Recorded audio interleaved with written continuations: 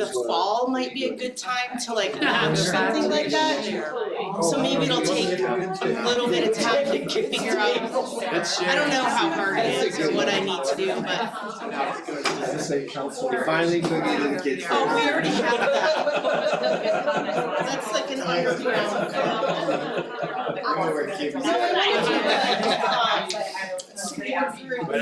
For special needs parents. Just to have a place. Think so? Martin, how you doing, buddy? No, we're meeting the mayor. Hey, Brian, how are you? How are you? We all here today? Supposed to be. Good chick, yeah. I was gonna crack a joke, but I'm not gonna. How's the coffee?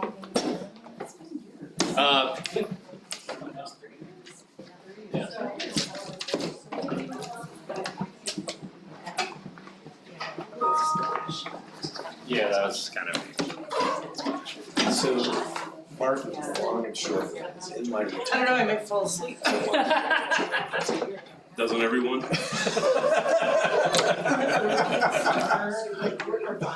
Soak up so much sun, even if you're not trying, that, or maybe it's allergies. The wind is intense out there. I parted my hair and I combed it and then To I understand. had to do this. Right. One HOA. Like for years, I looked at the council photos and I was like, oh, that looks like me when I comb my hair.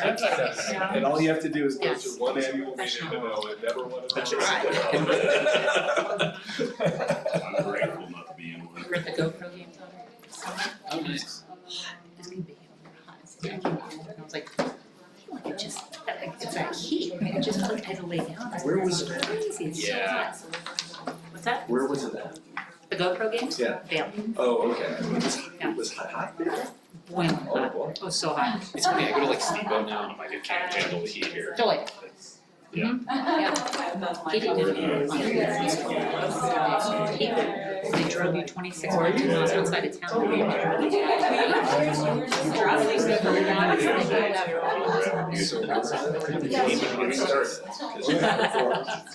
Go ahead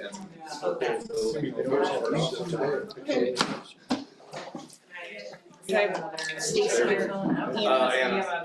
Stacy's not here today. Okay, I guess we're gonna get started, since we have a quorum. What's the date? Yes.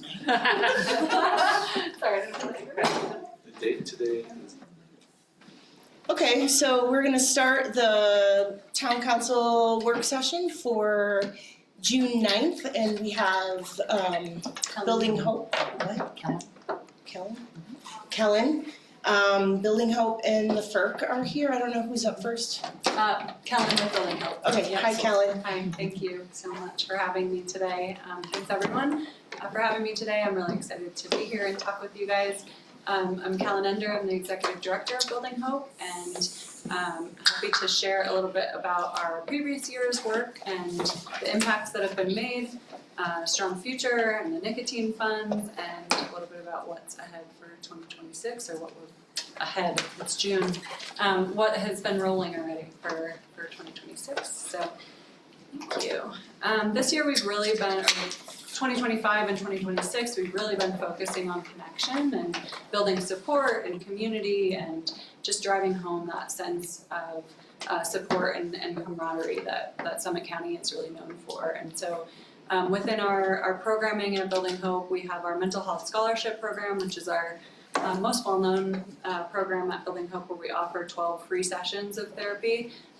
We don't provide the therapy firsthand. We contract with providers to do that in the community.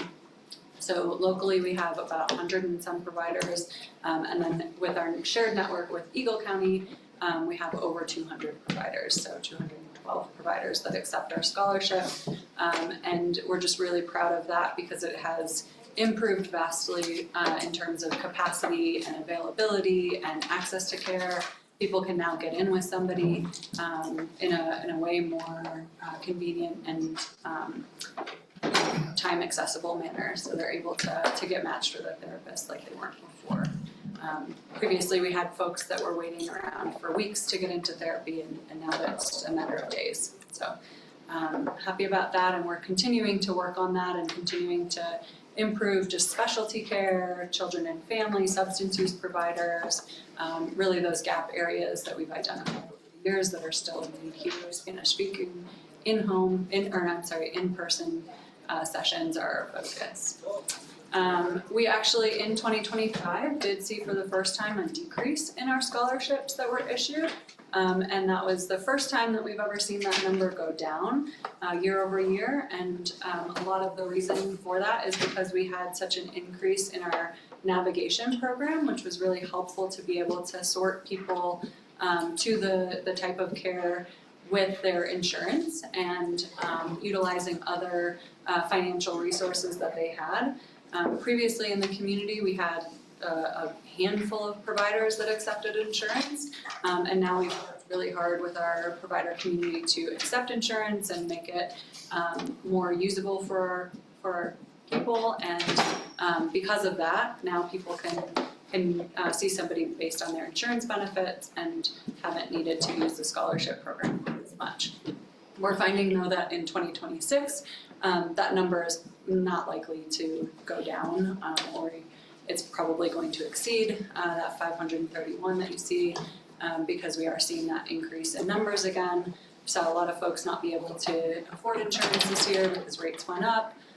Also saw the Medicaid impacts, people not being able to be on Medicaid as they have in the past. So Carla, I think we'll mention that a little bit later with FERC as well with their enrollment and health insurance. So just seeing that across the board for this year. We also have a community wellness program, which Building Hope was started based in suicide prevention. That continues to be sort of the framework and foundation of our organization. Our community wellness program is really built around helping support people on the back end, so suicide loss survivors and kind of post-vention work, and then on the flip side, that prevention work, so trying to really bring in support groups, trainings to facilitate more education and awareness and literacy in our community around mental health, how to acknowledge that people might be struggling and where to get them support and help. And then we also do a lot of work with our community partners, the Coroner's Office, the SMART team, the Paragon Behavioral Health Connections, Mile High, Elevated, all of the agency, Cares Vale Health, Behavioral Health, to support those folks when we do have a suicide or a crisis in the community. We all sort of wrap around and make sure that their support system or people that might be affected are supported. Which is really impactful for today's conversation and today's time, because we have had 9 suicides in our community this year, which is really important to talk about and important for everyone to know about, because it is a much higher number than we've seen in the past few years, and something that we're just taking awareness of and recognizing that we need to support folks more, and especially our male community, because that's primarily where those suicides have fallen, unfortunately. Facilitating connection, again, sort of this bridge to ensuring that people are not isolated and lonely and on their own, which is something that is reported in Summit County often, and people can often move here, they oftentimes move here alone, they don't have the supports of their family, or they're moved here as a family unit and then that's it, and sometimes building relationships as an adult or if you don't have children can be really challenging. Just heard that again in a conversation with the Summit Foundation this morning, where it's just really challenging and difficult to build your connections and your social network in Summit. And once you have it, it can be really wonderful, but it's hard to build it. And so we're trying to do more and more with our connectedness events and offer them throughout the community, all over the county. We have connectedness events that are available for anyone 18 plus, and then we have bilingual events that are facilitated in Spanish. We have family events that were started in 2025 and have really gotten a lot of traction. People are really attending them and really love having those events as a family. And then our hype events are for our young people, 11 to 17, 18-year-olds. And so we do see a lot of people connecting in that way. It's different from a general yoga or biking event, because within our Building Hope events, you will talk to one another. You have to connect, you have to speak, you have to get resources for Building Hope, you have to have some sort of connection with the other participants. Doesn't necessarily have to be a conversation about mental health, but it's just connection and really engaging with one another. And our facilitators do a great job of that. And I should just note that everything that Building Hope does is really community driven and community supported. So Building Hope does not actually facilitate these events. We utilize other folks in the community, yoga instructors, art teachers, other the Cycle Effect, mountain bike coaches, things like that. So we're really supporting the community to get involved and support one another. So. And then supporting the mental health system. So in terms of what we do, there's kind of two sides of the equation that we're trying to affect change with. On the community side, those programs that I spoke about, and then on the provider side, we really try to help support our private providers and our agency providers so that they can do the work that is meaningful and significant and improves the well-being of our community members. So we offer support for professional development, continuing education, licensure supervision, intern stipends. We have a support through the Strong Future Fund for a behavioral health education fund, which helps people with tuition assistance. And all of these grants and financial backing for our providers really enhance their training and their specialty. And so when you see somebody who's in our Building Hope network, the goal is that they're a very well-trained, well-suited specialty provider, and they have that capability. It can be very expensive to become a provider, or a mental health therapist and practitioner, so try to support the folks to do that well. And then we also do that billing and credentialing work, which I shared about the insurance portion. We've increased the amount of providers that accept insurance and are able to bill on their own now.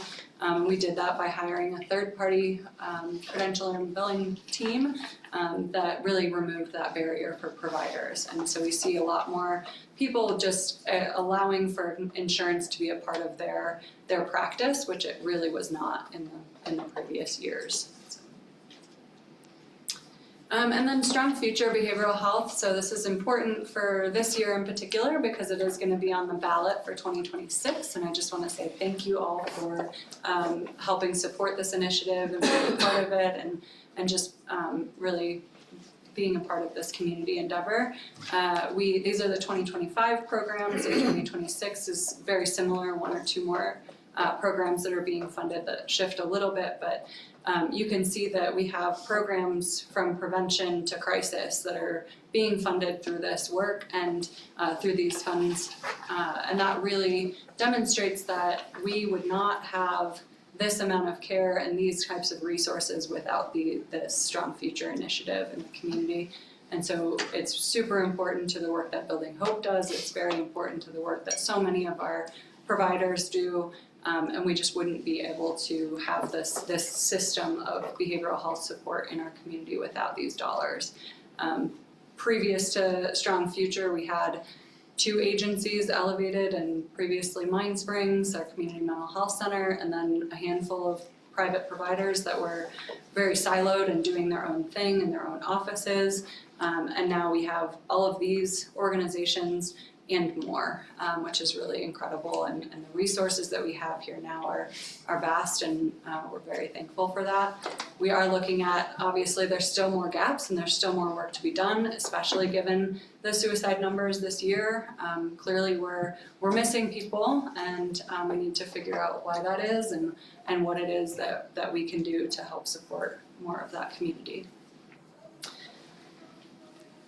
Overall, in Strong Future Behavioral Health, I will say that there's been over $20 million that have been spent in creating this system. And when Strong Future started in 2018, it was passed. In 2019, it really started to work.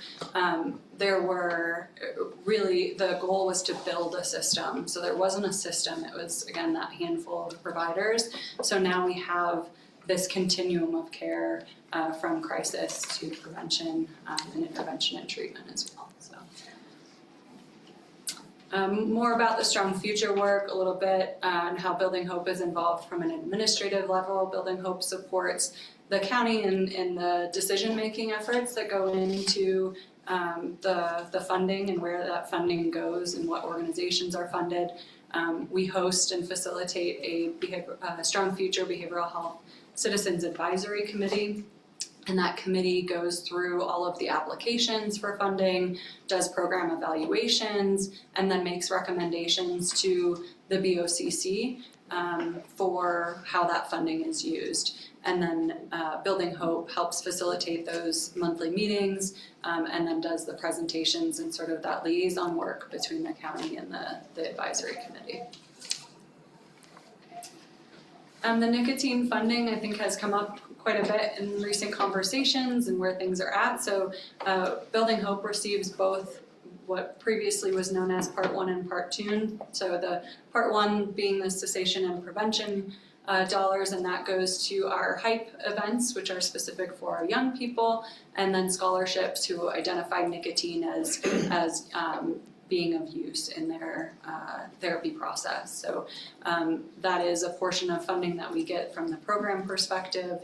And then our Part 2 funding, we're now going to become, I forget the name of what it's going to be called now, but the grant process, we get $250,000 for general operating, and each town pays a portion based on their percentages. And that is going to our general operating, and so that pays for staffing and pays for general support that Building Hope otherwise goes unfunded or has to be donation based, and we kind of find that along the way. So those dollars are really important to our operating and our ability to kind of keep the lights on and keep going, and we're seeing more and more that these types of operational grants are going away, and funders are becoming much more specific and very programmatic and extremely restrictive over even what within a program they will fund, which does make it very challenging for nonprofits to kind of do that operating side of things. So happy to answer any questions on any of those things. And then the Soul Center, we just wanted to call out too that we're in the Soul Center officially in March, so it's been a couple of months now, and it's been just an incredible building itself is beautiful. The architecture and the design and the just functioning of it as a whole is wonderful. We definitely, both of our organizations have never been in a building so beautiful and wonderful. It's really a wonderful place to work, and more so than the aesthetics and benefit for our staff, it's beneficial for our clients and the community because it's really just opportunistic that they can come in the door and get all of their needs met, and maybe needs that they didn't even know that they had, or resources that they didn't know existed in the community are presented there right to them on hand. They're able to walk from one office to another, or from the food market to the thrift store, and come upstairs and meet with somebody at Building Hope. And so we're already seeing that sort of natural connection that's being made for our community and our clients. And we're just hoping that the word continues to get out and folks continue to feel comfortable and like it is their home, because that is, again, the community built it entirely, and we're just really, really happy and grateful to be there to support. That is my presentation, and I'm happy to answer any questions. I have been talking with Robin a little bit, and I'm just throwing this out there. Yeah. Maybe it's something that you could help me do, or I don't know. But I am a part of the special needs community, and for a while I have wanted to figure out a way to create like a parent support group.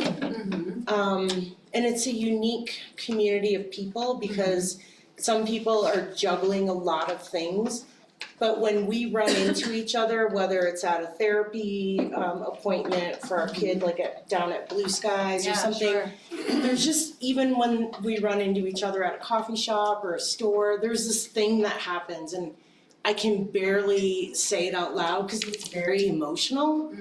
But we need each other, and we don't have the space to share stuff, Mm-hmm. unless it's like passing by. Yeah.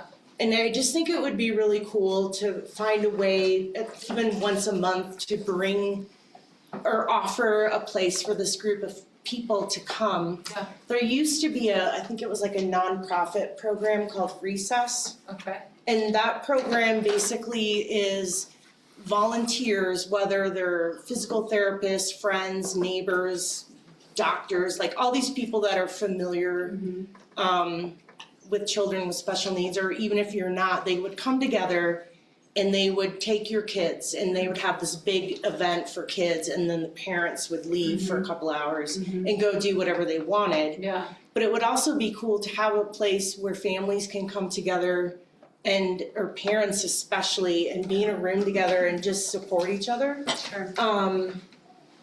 They did like a series of parent, I don't know what you call it, sessions, workshops through Blue Skies. I was gonna say, I think Kyle has done that with Yeah. us before. Yeah, so that was almost 2 years ago, Okay. and it was well attended in my opinion, and it's just a cool place to connect, because I think that anyway, I'm just Yeah. throwing this idea out there. No, I think that's a great idea, and we do have, so with the support groups, there's, we would be happy to fund and support a facilitator to run a support group for parents of, or for kids and parents of, or whatever kind of creative avenue would work best for the families. So I'm Yeah. happy to get in touch and follow Yeah. up on it and see if we can find either Kyle or a different provider that would be willing to do something like that.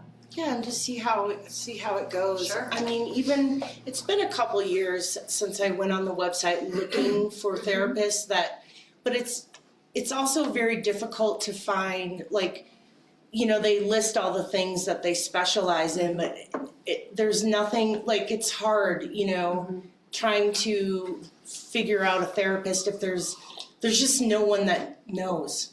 Right. It's specialized, and I think Yeah. that's definitely something that we can try to. I don't know, I'm Find the just right throwing one. these things out. I just know a lot of people, and I don't wanna say these parents are invisible, but they're everywhere, we Yeah. just don't know it. And they're just like gritting their teeth and Yeah. doing their things, and Yeah. there's a lot of joys and a lot of not joy that people would want to share with each other if they had, I don't know, Well, let's definitely chat more and we can figure it out. yeah, I'd love I'm that, happy to. thanks. Would be also an online community around the events or something too. Yeah, Is, what's the demographic of the 9 people who Men. commit suicide? No, Then 8 out of age. 9 And ages they're are just generally like you and me. really, yeah. Old guys, middle So aged. middle-aged men. Really? Yeah, We that's have seen interesting. a couple in the younger, young adult population, but primarily it's that like 40, 35 to 55 and Wow. 60. But yeah, middle-aged men, primarily white men, and last year there was 5, 4 out of the 5 were the same group of folks, and 4 out of the 5 were white men. All 5 were men. 4 out of the 5 were men. All 5 were men. 4 out of the 5 were white men between the ages of like 35 and 44 last year. This year it's a bigger number, but 8 out of the 9 have been men, 1 female. So again, very challenging demographic to also get in touch with and talk about mental health. It's stereotypically not a group of folks who wants to talk about their feelings and come out with it and say, I'm struggling. It's not been traditionally something that's well supported in the community, or not in our community, but in society. Gen X. So it's, I think that stereotype is getting better for the younger demographic, but we see that group, substance use is still a struggle for our community as a whole, but that has been a theme of some folks in the suicide that have ended their life. And so as a community, it's sort of, we're looking at it similar to before Building Hope was started. It was a conversation of, we had 13 suicides in the community, and what do we do, and how do we help support people? And I feel like now we're revisiting that conversation, and yeah, it's been close to 10 years since this first conversation, and so it's kind of this history is coming back to say, okay, we need to bring this to the top of the conversation and the surface, and make sure that our community does feel like they're supported, and mental health is still something we need to pay attention to. We're not all better. That's a great segue for my question. Yes, good. How do you want to link what you're talking today about with 1A reauthorization of Strong Futures? That it is imperative that we have those dollars, because without that, without all of these resources, and yes, we're still losing people with all of the resources, but now we have the opportunity that when we can get folks to acknowledge or to come forward and say that they need help, we have somewhere for them to get that help. Previously, and before all of these things were created and the system was here, somebody would come forward and say, I need help, and we would all say, okay, great. We don't know where to send you, or go to Denver, or go to Grand Junction, and now we have local resources. So without Strong Future, without nicotine dollars, without the community support and attention, we just don't have, well, all of that goes away, and we're back to square one, and we'll have to rebuild it again. We'll be having this conversation, but from square one instead of where we are today. So thank you for bringing that up. Is there I think I saw somewhere is there a men's group that meets? Yeah, so I'll plug all of that. So even just from last year's 5 suicides, all being the male demographic, we said we need to have more male-specific events. Most of our events, most of our activities are attended to by primarily females, and so we are trying to get into that demographic. And so we created once a month Dude Talk dinners, which are just very casual, relaxed environment, come together as a dude, have conversation. It doesn't need to be anything super specific about mental health if you don't want to, but it is like kind of a facilitated, just supportive discussion, and that's facilitated by a non-mental health professional, just a peer who's interested in supporting his community. And then, so we have those once a month. June 16th is our next one.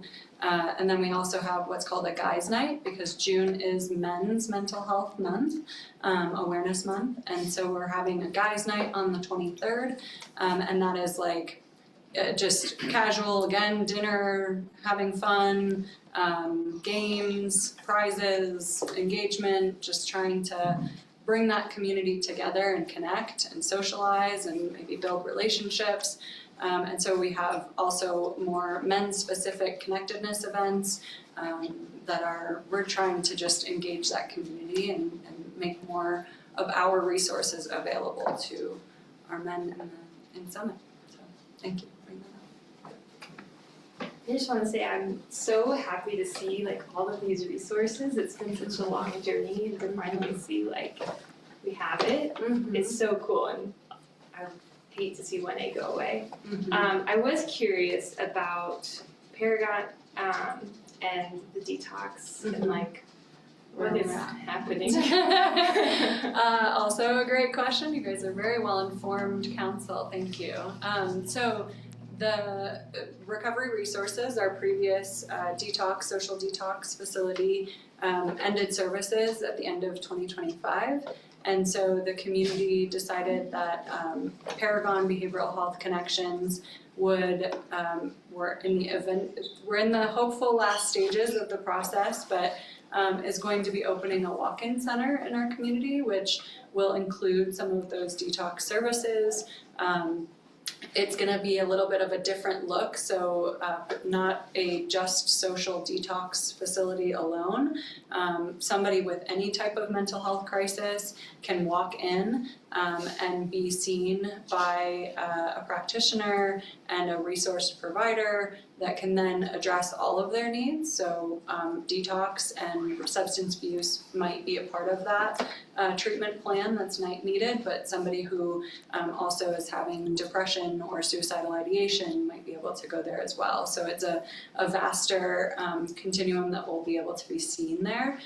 Currently, Paragon is doing sort of a what is called an ambulatory type of detox for folks that are available and can do that. Similar to what was able to be done in-house, they're just doing it for a client at home or in a safe place that they can identify. Now, of course, there are people that don't have a home or don't have the resources or can't do that in a safe place, and so those folks would still require transportation or facilitation to a different facility outside of Summit County. But that was happening a lot with Recovery Resources just based on the level of care that it was. Anyone with a medical necessity was needing to be at a higher level. So really that level of care was not substantially fitting the needs of our community. And so with the walk-in center, we're hoping that we'll be able to expand the care. And then that will partner with the SMART team, with the mobile crisis, with the other outpatient providers to do the assessments and to give people a safe place to just decompress and stay for up to 23 hours, and then if approved for longer. But yeah, we're hoping that will at least open, I'm told maybe in the next month or so at a partial service level, and then continue to expand at a higher level of operation. So we're getting there. Thanks. Yeah. Other thoughts or questions? Okay, thank you so much for having Thanks for me what you again. do. Yeah, thank you, John. Thank you. Follow up for sure. I'll get your contact Robin's. Thank you. Look for the reauthorization ballot measure on your ballot coming this fall. Yes, and you got all the information, so there'll be more to come. Thank you. Thank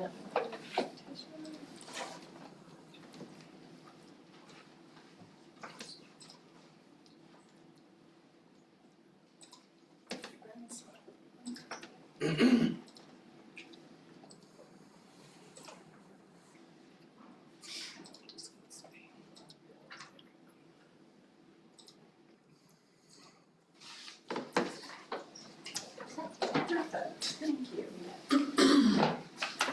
Okay. Hi, everyone. Thank you for having me. My name is Carla Decker, and I'm here today on behalf of FERC. A lot of what you're going to hear me talk about today is going to complement really well what Helen talked about.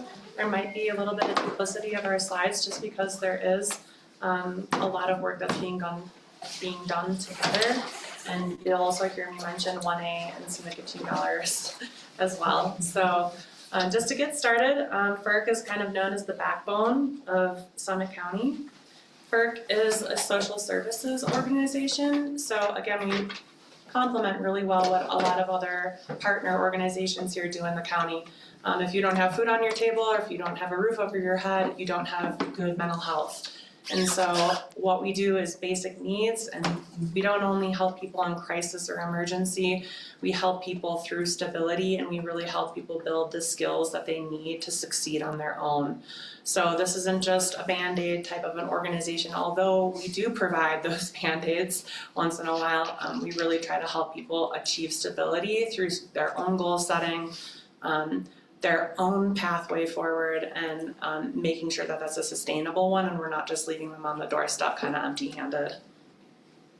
We have a small but mighty team. This is a bigger group of us because we have some of our board members in there too. And you might notice that this is not outside of the Soul Center. This is at our old location in Silverthorne, where the Silverthorne Police Station has now taken over that location. But this is our group. A little bit about our mission. It's really simple and it might seem strange to you, but our mission is actually opening doors and unleashing our community's potential.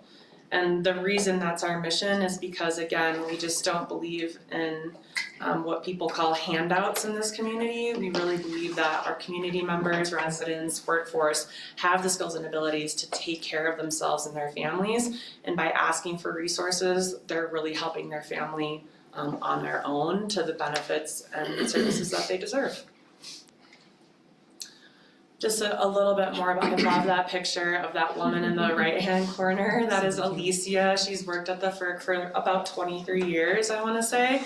And so she just kind of really represents who we are. She started at the thrift store and she works at the food market now. And she cares so much about FERC that she makes the trip from Kremling all the way to Breckenridge every single day. She's pretty amazing. If you haven't known, FERC has been in the community for 33 years. FERC stands for Family and Intercultural Resource Center. I've been told recently that no one knows what FERC stands for. But what we really do is we keep the workforce here, right? That's what we're trying to do. We're trying to keep our community members and our workforce here. We don't want people leaving our community. Or citing that they couldn't stay here because things were too tough, the cost of living was too high, there were no jobs. We really provide that community safety net to make sure that people can stay here even if they have a blip in employment or whatever it might be. So that's what we're really here to do. At our core, we're a resource and referral center. We're a family resource center. So what we do is connect people to resources all day, every day. If we don't have the resource, we will find the place that does have the resource that you're looking for. We help people offset the cost of living here. You know, you can read through this list on your own. I don't need to make you all aware of all the issues that we have in our community. I think you're pretty well versed with that. But we really help navigate people through challenges through a variety of different programs that we offer. This is a study that was done by the United Way. They came into Colorado and they assessed every single county and they did a particular study for each county. And this, I like to mention this because the term ALICE stands for Asset Limited, Income Constrained, Yet Employed. So that's just a fancy way of saying that 38% of our residents are working, but they're not making enough to make ends meet, but they make too much to qualify for any state or public benefits. So that's a really gray area for 38% of our community to be living in. And that's kind of what we're talking about when we say that we come in and swoop in as the safety net, because here we have a population of folks that aren't receiving state or federal benefits, yet they don't make enough to reach the self-sufficiency standard to cover all of their basic needs. And so this is where kind of FERC comes in, and this is the primary population that we serve. This slide needs to get a little bit updated, but this is the slide that I like to call, what would the community look like without FERC? We have 4 core program areas, but over 25 to 30 different programs within those 4 core program areas that we offer. We offer our largest program areas are community food markets, and I'll talk a little bit more about that. But we offer case management, housing scholarships, utility assistance, emergency assistance. We help people get enrolled to health insurance, which, a little side note on that, in 2026 we saw a massive decline in people becoming enrolled in health insurance, and that's across Medicaid and the Marketplace. We completed over 360 Marketplace assistance, application assistance appointments, but only enrolled 65 people in Marketplace insurance this year. So a lot of work for not a lot of people getting coverage, and I think that's pretty status quo across the state, unfortunately. Premiums are just too expensive, people can't afford it, and when you need to choose over your house and food or health insurance, it's a pretty easy decision to be making. We do a lot of advocacy work these days. We help people navigate their medical bills. We advocate for people to get connected to a payment plan. We help people unravel and unfold really complicated situations that they're going through, whether that's with their landlord or finding a connection to Building Hope so they can get connected to a therapist. We do have some 1A funding that funds our Alma and Oxion peer support groups. Those are our one-on-one coaching groups for our Spanish-speaking population, because we do have still a gap of Spanish-speaking providers. And then we do a lot of support groups and pro-social events as well for those populations. We also have a really long-standing parenting home visitation program where we have parent educators that go into the home and provide services for new parents that have kids ages 0 to 3. Any questions about all of these crazy programs here? I don't want to deep dive too much into these programs. Okay. This is a little bit about the impact of these programs. We've served over 672 people in our financial empowerment program. Over 33,000 food market visits in 2025. Impacted over 3,000 people in our peer support and parenting programs with over 61 support groups. And then had touch points with almost 1,500 people in the community health realm. That's that health insurance medical bill navigation program. So we have a lot of impact in the community. Matter of fact, we impact almost a third of Summit County residents. So we have 30,000 year-round residents here. We impact almost 10,000 people annually. This is the slide that a lot of people like to talk about and ask a lot of questions about. This is about our fresh food markets. If you don't know about our community fresh food markets, you should. They're amazing. We'd love you to stop by and volunteer. We have a location in Dillon and then also one in our new building in the Soul Center. And we anticipate to hit just around 35,000 visits this year. And that's individual households, so not just families, but anybody walking in our door. And just real quick, I want to give a few stats on the food market. People are encouraged to shop once a week. They can get up to $225 worth of fresh groceries each week. We're a 90% fresh food market, meaning we spend about $15,000 a week on food from a variety of different vendors because we want to make sure that it's fresh, nutritious, healthy, and that people have access to all of the main food groups. And we've given out about $7.5 million worth of food in 2025.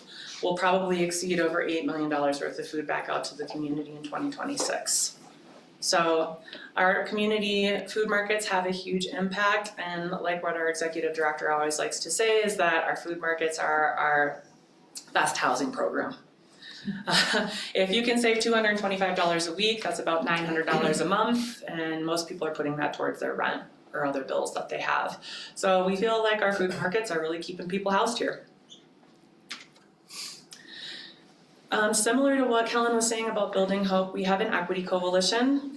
They are comprised of a bunch of people, and that's just a small portion of the group. We've got about 13 members now.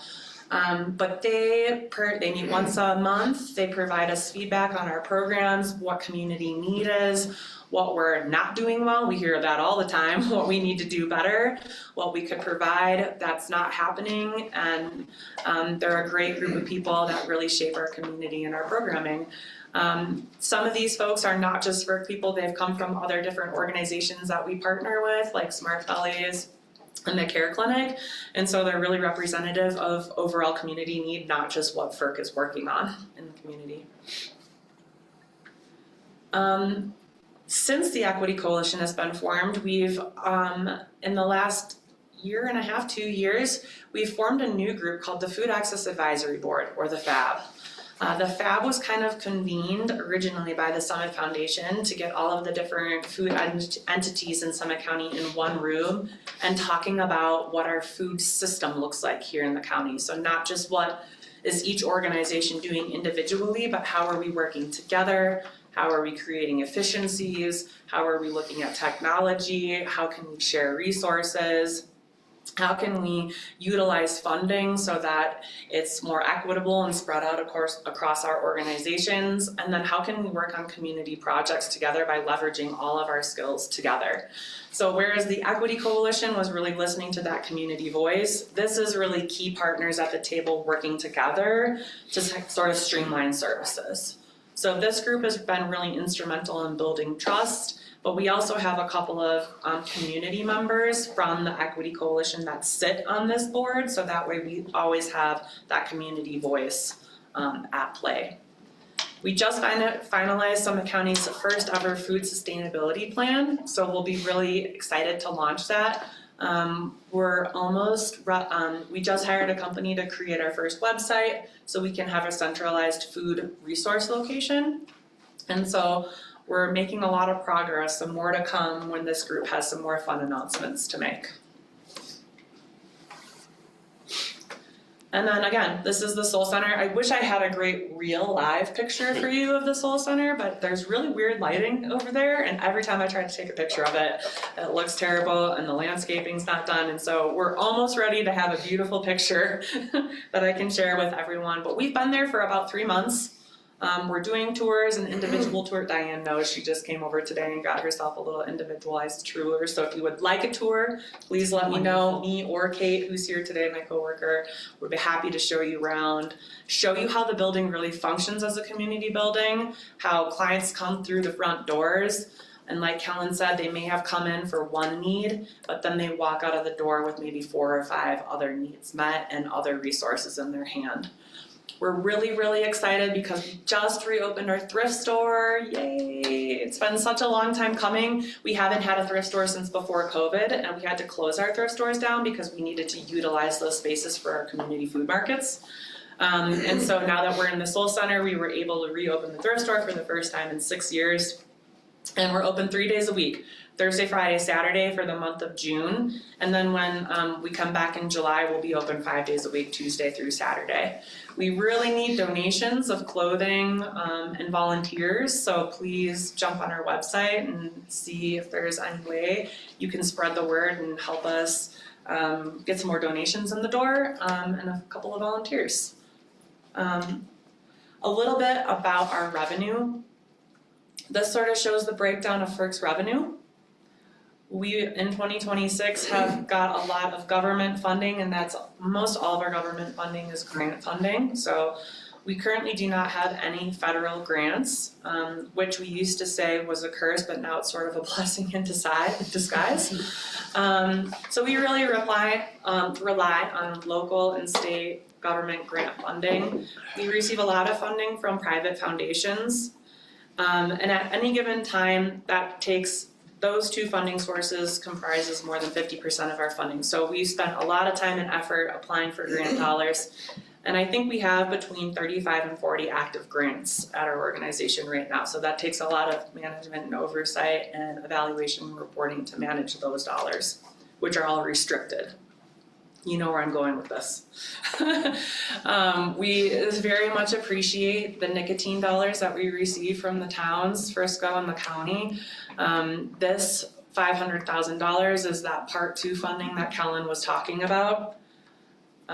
This is our actuals for FY 2026. We've brought in almost $1 million for general operating dollars, and you can see we've not brought in our full $500,000 nicotine funding yet. We've only received $310,000 of the $500,000 that's been awarded to us this year, but you can see what a big slice of the pie those nicotine dollars really contribute to our overall generating operating dollars.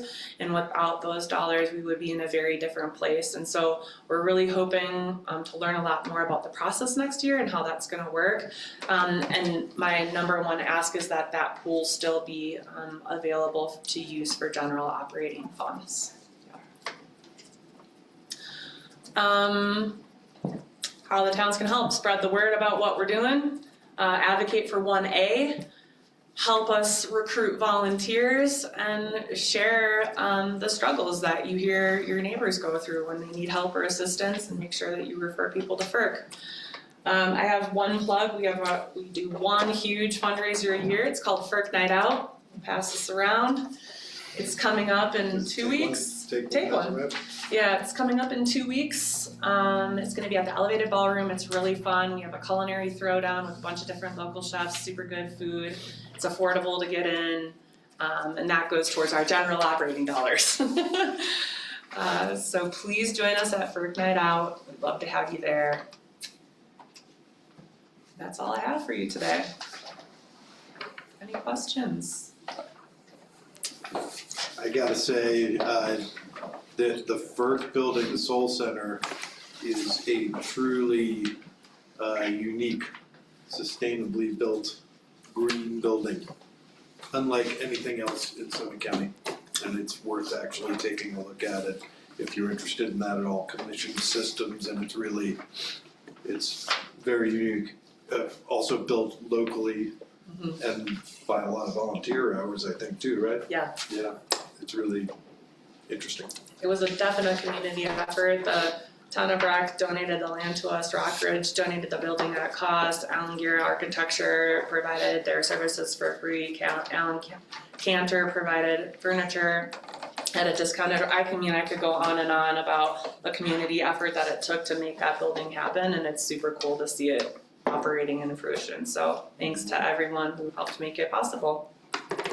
And for your support. I would agree. I got to see it obviously this morning. It is beautiful, and the way it's laid out is it's remarkable. I think a lot of thought went into how everyone is going to work behind the scenes with everything that needs to happen, and then how you enter the building, how you pick up the things that you need, how you go online and you order things, and then how it connects right into the thrift store, and then all the resources being upstairs with an admin area whereby you can get all the resources for a variety of different programs. It was very well thought out in terms of the planning of everything as well. So it is really cool if you get to go see it. Thank you guys very much. Way better than the old library in Silver Farm, right? Way better. Thank you all very much. I appreciate it. Thank Have you a great guys. night. Thank you. Cool. Hi, everybody. Hey, all right. Wind and power lines don't mix, in case you were wondering. I'm surprised that cell hasn't turned off the power. So that said, our next item is gonna be quasi judicial with that. It is me. Thanks for coming. I'm gonna start by telling everyone, I'm gonna do my best to make. Thanks, guys. Thank you. I'm gonna do my best to make this presentation, both interesting and important, and I think it is both. But compared to feeding hungry people, or housing the unsheltered, or supporting people's mental health, I would acknowledge maybe it's neither. So with that said, just go ahead and pass it around. We're going to start with quasi-judicial decision-making and ex parte communications. We'll do ethics next. It's, to my mind, the more interesting of the two presentations, so I'm going to make it wait. Quasi-judicial decision-making and ex parte communications. This is all going to be a deeper dive into the topics that Tammy Tenoy started at the last council meeting. You recall she discussed your newfound role, or at least if you're in the council, your newfound role as a judge, expected to act as such as opposed to a legislator. And so the issues that often arise in the course of land use decision-making are the nature of quasi-judicial decision-making, how it is you're supposed to be making this decision, how your decision will be judged, if challenged legally, first of all, and then what the law calls ex parte communications. Ex parte is just a Latin term, means out of court, out of the presence of the other party. We'll talk a little bit more about those in this context. First of all, what is a quasi-judicial decision? Tammy touched on this briefly, but if you'll remember this one sentence, it will answer the question 90% of the time. Am I making a decision that involves the application of existing legal standards to a particular property or application to use property in a way that affects the property rights of one individual but not others, right? So you're not doing that when you're amending the zoning code. That affects everybody the same way. You're doing that anytime you consider a subdivision application, which no longer come to the council, but this is equally true of planning commission. Rezoning applications that do come to council. Development applications or similar site-specific plans come to council in this municipality on appeal from planning commission decisions. Every one of those appeals would be a quasi-judicial proceeding. You're applying existing legal standards to a particular piece of property or an application to use it in a way that affects that property and that property owner and no others. The quasi-judicial decisions should be thought of as distinct from your normal decision-making process, which will always fall into one of two categories. In your role as a council member, you're always being called upon to make a decision that is either legislative, quasi-judicial, or ministerial. You're making legislative decisions, as you can imagine, when you're making laws, when you're adopting new policy, making regulations or the like. We just talked about quasi-judicial decision-making when you're doing that. A lot of what you do is ministerial decision-making. That is to say, decision-making in support of the administration of the entity. It's what you're doing when you adopt a budget. You're not doing anything legislative there. You're administering to the entity by authorizing the expenditure of money. You're similar acting ministerially when you decide to purchase or sell a piece of property. Even though under state law, you have to adopt an ordinance to sell a piece of property, doesn't make it legislative, right? So the form of your action doesn't always dictate how that action would be categorized or challenged, all right? So, and that is the main difference between legislative action, ministerial action, and quasi-judicial action.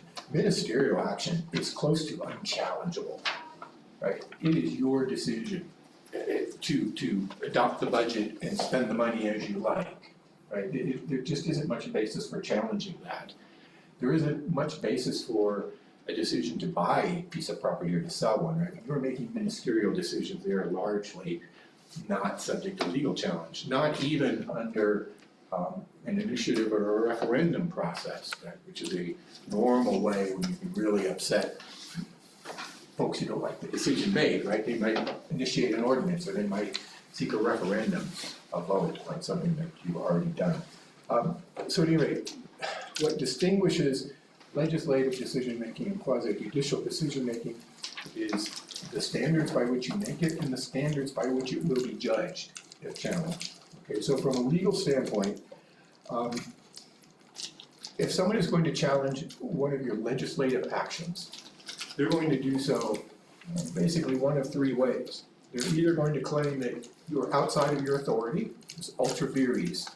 Let's say you adopted a regulation that purported to regulate interstate commerce, right? Everybody's kind of well aware that states and municipalities can't regulate interstate commerce, that's for the federal government alone. That would be an outside of authority challenge to a legislative enactment. The second way that they are challenged legislative enactments is what's called substantive due process. Everyone heard of substantive due process as opposed to procedural due process? We'll go with procedural due process first, it's easier. Procedural due process means you screwed up in the procedures of your lawmaking. You didn't hold a public hearing, you didn't provide a notice, you didn't post the property, whatever it is, there was some procedure that it was entitled to, and it didn't happen, and therefore there's violation of procedural due process. Substantive due process is an actual challenge to the rationality of the law. So maybe the better way to say that is, in a normal situation, when a legislative body is adopting a law, all that the legislative body needs to support that law in a legal challenge is a rational basis.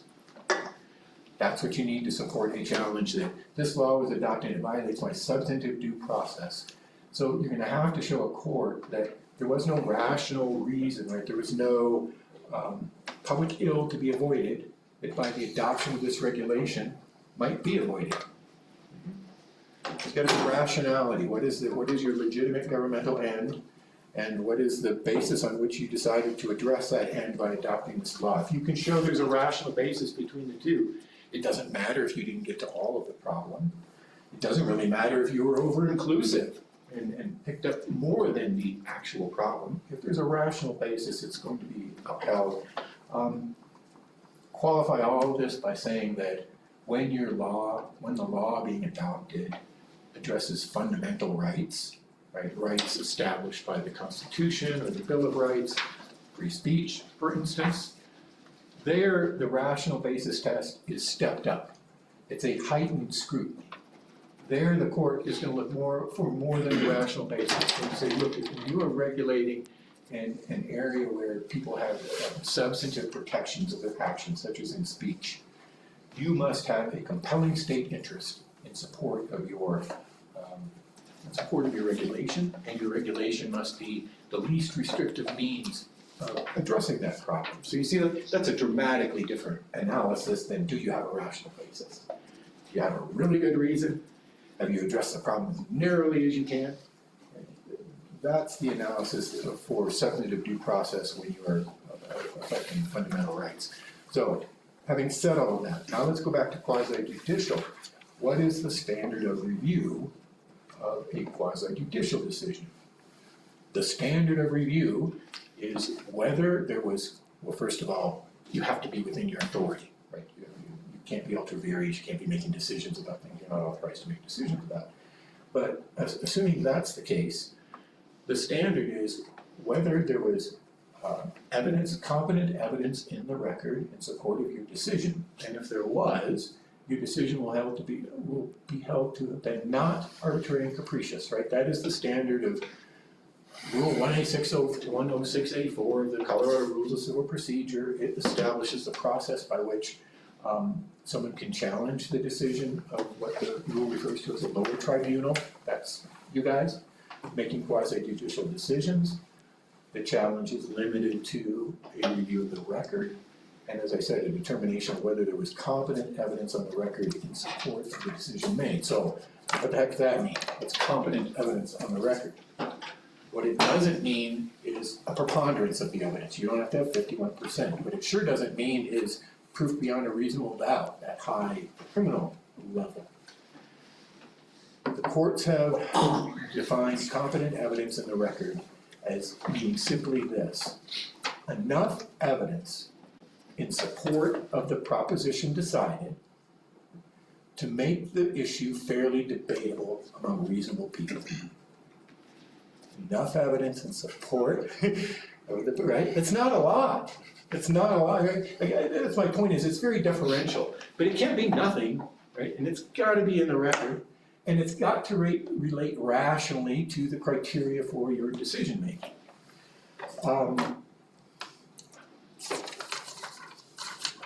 You have to prove that we're reasonable, Sorry? and then you have to prove that you're reasonable.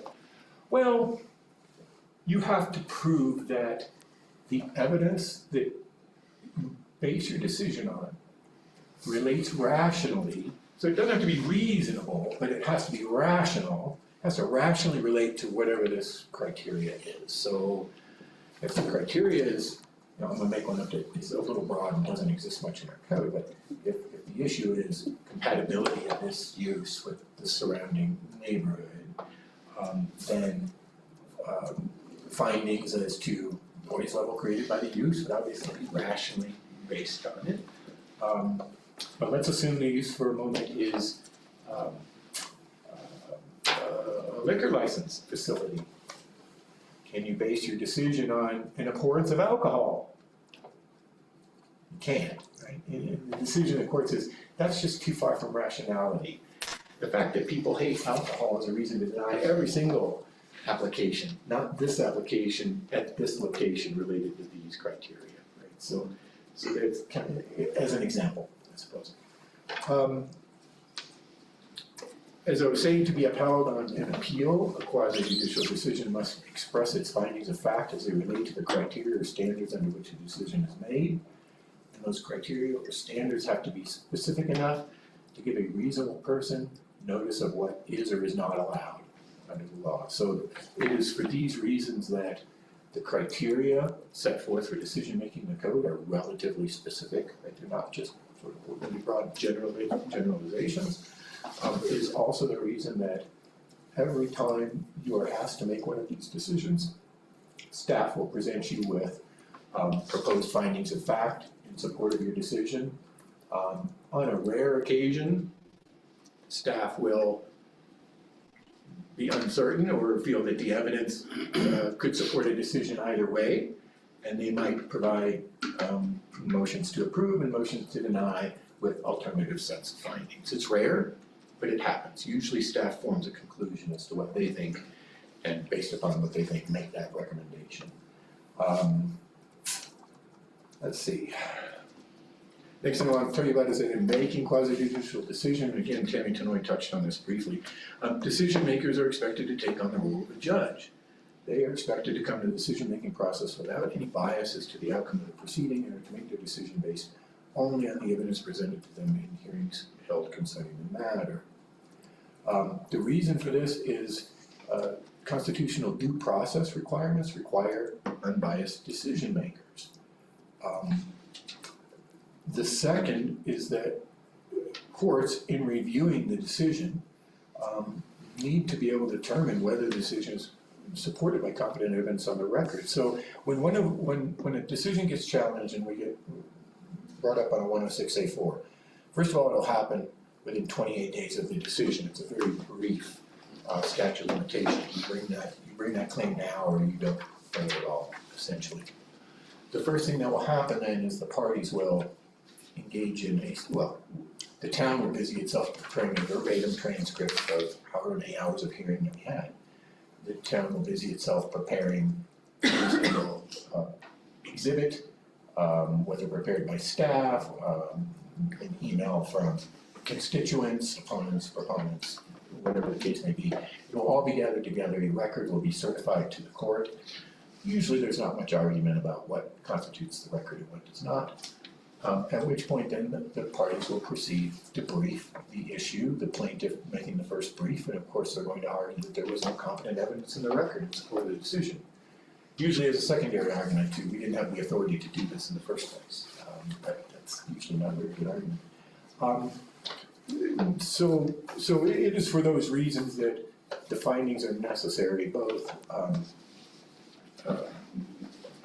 to reveal lack of bias, right, to give reasons for the decision, and then to allow the court to examine it.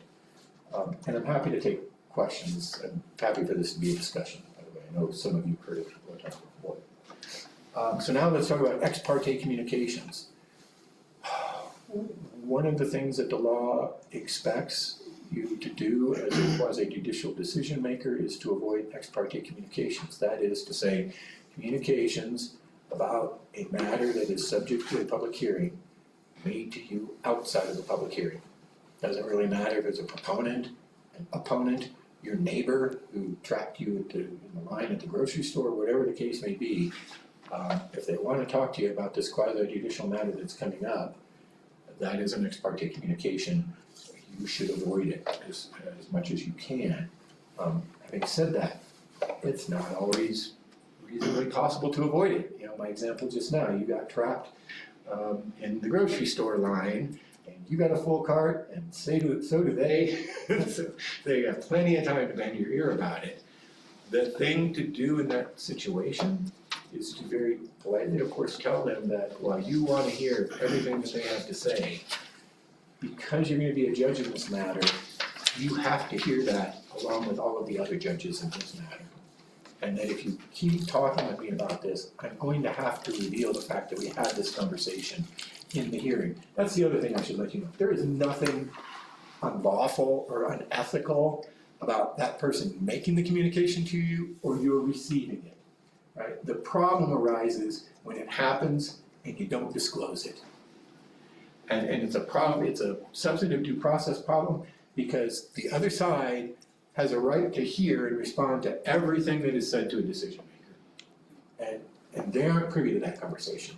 So if you find yourself in that situation, the conversation, you couldn't shut it down, and you tried to shut it down, they just wouldn't do it, or just wouldn't stop talking with you. Tell staff, chat with me about it. It's really a pretty simple matter of, for lack of a better word, rehabilitating or disclosing the ex parte communication on the record by the person who heard it. If it is in much detail, sometimes we give that detail.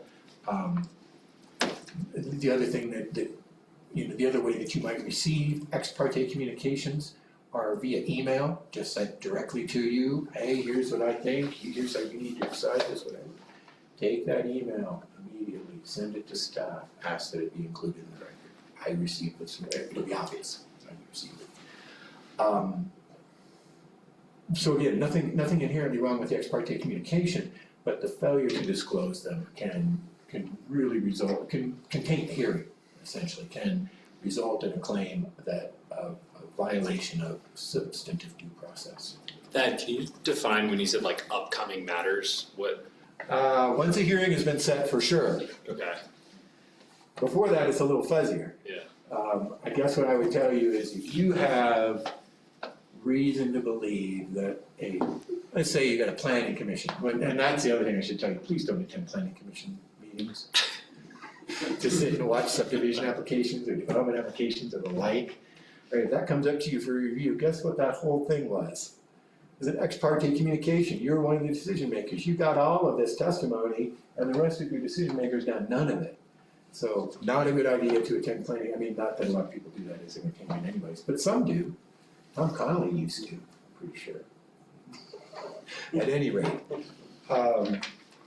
come chat with me. We will work out a way to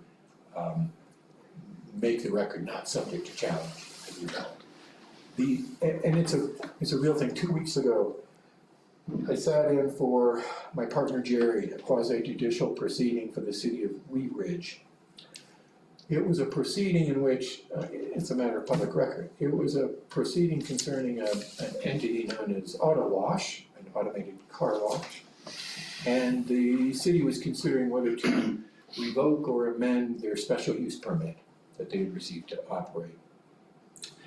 Prior to the proceeding, there had been lots of cooperative action between staff and the auto wash trying to, it's a noise issue primarily, noise and nuisance issue.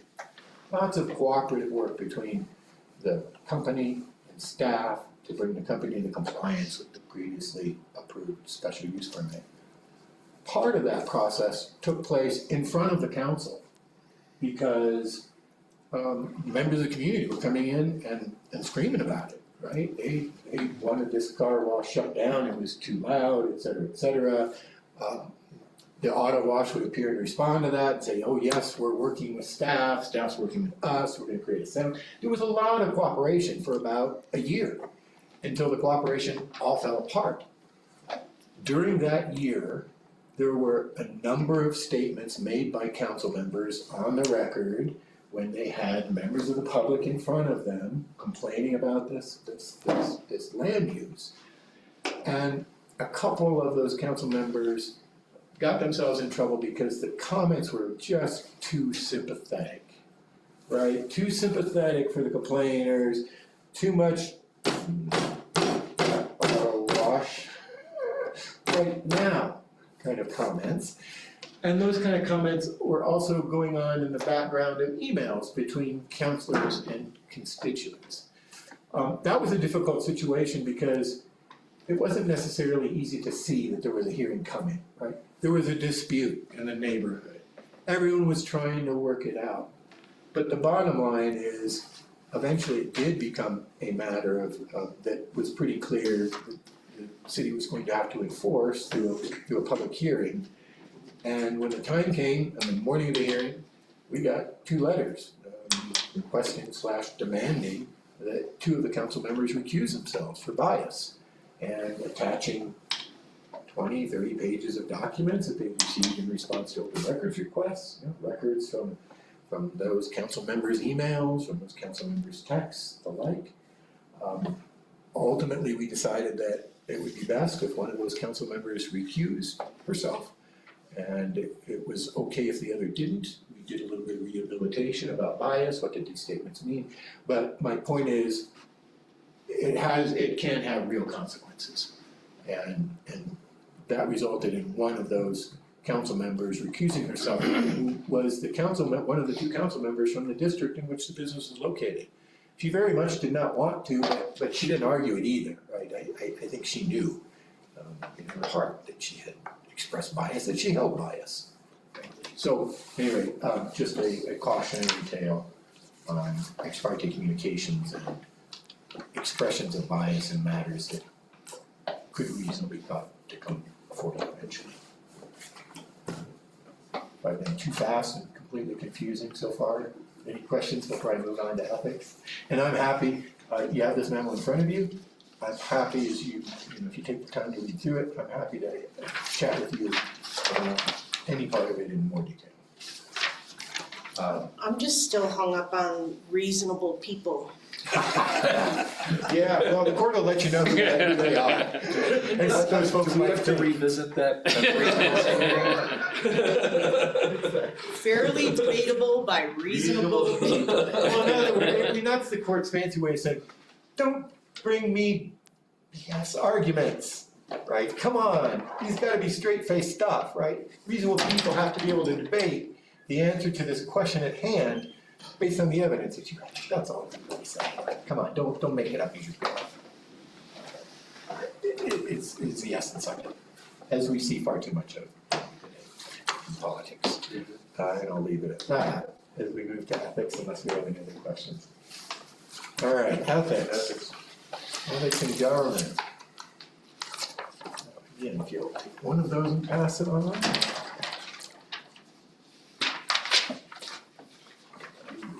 And if you'll take these and pass it on.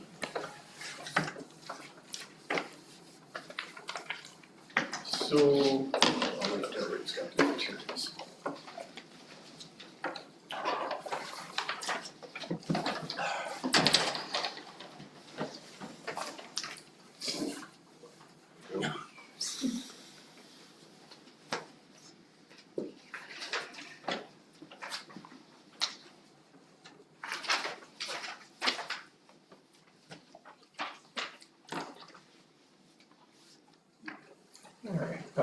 Ethics in government, conflicts of interest and related ethical issues.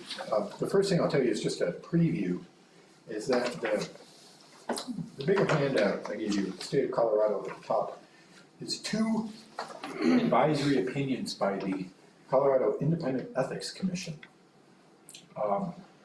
Unless you're a follower of municipal law, you probably don't know that about, probably been 10, 12, 15 years ago now, the Colorado Constitution was amended to create a new Article 29 that established the Independent Ethics Commission as essentially a state watchdog of ethics issues, both on a state and local government level. Having said that, you might think to yourself, well, I've been here in Frisco all that time, why haven't I heard of them? And the reason you haven't heard of them, I'm very pleased to tell you, is that they have no authority over the town of Frisco or any other Colorado municipality that had an ethics code of its own in place at the time Title 29 was adopted. And arguably, those who adopted, home rule municipalities who adopted one after Title 29, but quite clear. We had ethics on our own books when that constitutional amendment came to be. We simply weren't subject to the auspices of the Independent Ethics Commission. Which is a good thing, because it, in my humble opinion, took them a couple of years to figure out how to do their jobs well, to figure out how to appropriately apply the law that they were charged with applying. I think some of their early decisions we all looked at and thought they were off the deep end. But as time has gone on, those decisions have gotten better and better, and I've got 2 of them here for you, and we will come back to them. They both deal with conflicts of interest in the context of making land use regulations that concern short-term rental properties and the kinds of financial interests that could cause you to have a conflict of interest in dealing with those kinds of regulations. But let's start with more of the basics. In Frisco, as in any other municipality that has its own ethics code, the public officials and employees are subject to both the local code provision and the state's code of ethics. To be thought of as distinct from the Independent Ethics Commission, right? The state law's code of ethics, which is essentially conflicts of interest provisions, predate the Ethics Commission. They're not a product of any rulemaking or the like. And so as a public official, you've got to deal with both your local code and your state code. Your local code may be more restrictive than the state code when it comes to ethics. That is the case with Prisco's ethics code. Let's start with the state statutory prohibitions. 24-18-109, Colorado Revised Statute sets out rules of conduct for local government officials and employees, among other things. It prohibits local government officials from, and you see the indicated quote, performing an official act directly and substantially affecting to its economic benefit a business or other undertaking in which he either has a substantial financial interest or is engaged as counsel, consultant, representative, or agent. We'll come back to that state statutory conflict of interest prohibition in the context of these two cases. Under that statute, a member of the governing body of a local government who has a personal or private interest in any matter proposed or pending before the governing body shall disclose such interest to the governing body, shall not vote thereon, and shall refrain from attempting to influence the decisions of other members of the governing body in voting on the matter. So the three-part rule is you disclose it, you recuse yourself, and you refrain from trying to influence the remaining members of council. Different jurisdictions take different approaches to what does it mean to refrain from trying to influence. Some have taken up the habit of telling a counselor that when they recuse themselves for that reason, they need to go out in the hallway. They don't need to sit in the audience and smile at what they like or grimace at what they don't or stare at particular council members during particular portions of the conversation. Other jurisdictions are not as strict and allow that council member to remain in the room, but always with the proviso or reminder, you're here, you can listen, but you aren't to speak and you are to refrain from trying to, so don't make faces back there. Don't clap, don't boo. So the three-part rule, and this is the same under our local code. You disclose, you recuse, you refrain from attempting to influence. As I said a minute ago, the town's ethics code is even more strict than the state statute. Section 15-1 of the town code states that the purpose of the town's ethics code is, quote, to promote confidence in the town government, unquote. And the intent of the ethics code is to, quote, foster public trust by defining the parameters of honest government and by prohibiting the use of public office for private gain. I think particularly illustrative of that goal is the provision of 15-1B. Provides that while it is critical that board members and employees follow both the letter and spirit of this chapter, it is equally important that they strive to avoid situations that may create public perceptions of violations of this chapter.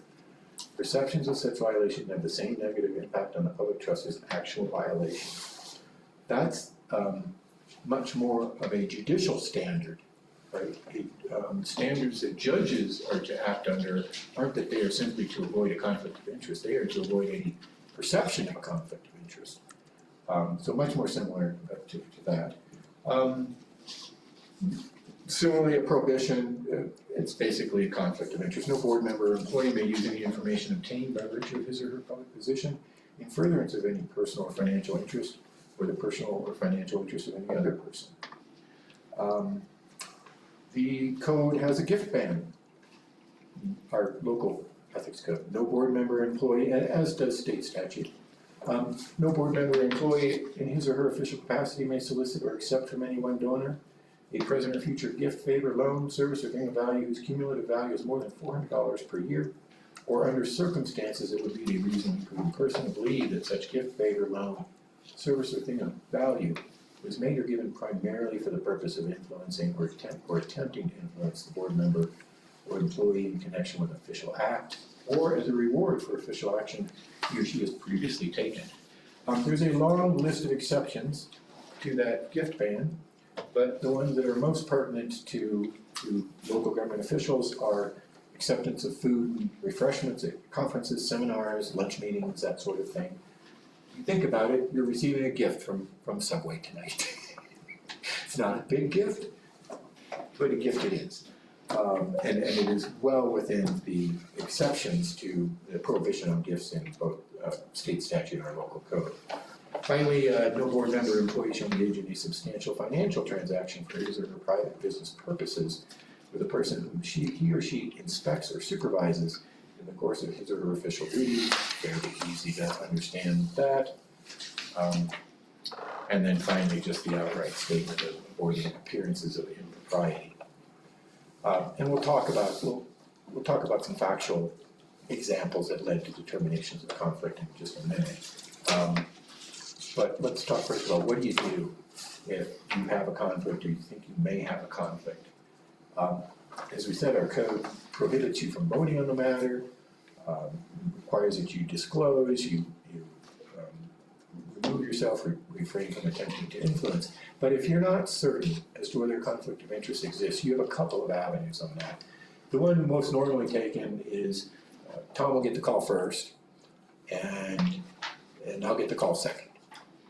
And it is essentially, hey, I have this interest in this undertaking. Will that cause a conflict for me to participate in matter A, or dealing with adopting regulations about matter C, whatever the case may be? We'll typically go through the analysis, and I'll call you personally, we'll chat about it. There is another way to go about it under the code. You can ask the other board members, the conflicted or potentially conflicted member can ask the other board members to determine whether they believe the member has a conflict of interest. On that kind of request, a vote of the remaining members of the board is conclusive, so don't put it up there if you think you might not like the answer that you get from them. What they say will be the decision. And then secondarily, right, there's an express code provision that says you can ask the town attorney to provide an advisory opinion. What are the consequences? Under our local code, if a violation by any member of the town council is established to the satisfaction of the majority of the town council, the violation shall be grounds for an official reprimand by the town council. If a violation by any board member other than the town council member is established to the satisfaction of 5 members of the town council, the violation shall be grounds for removal of the board member from the board of which he or she is a member.